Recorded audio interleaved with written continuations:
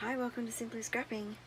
Today I'm playing along with the stamp Like It's Hot YouTube hop, and the first time I played along, I do have a few stamps, not as many as I used to because I sold a lot, but I am playing along for the first time, and the theme for this month is a stamped frame around a photo.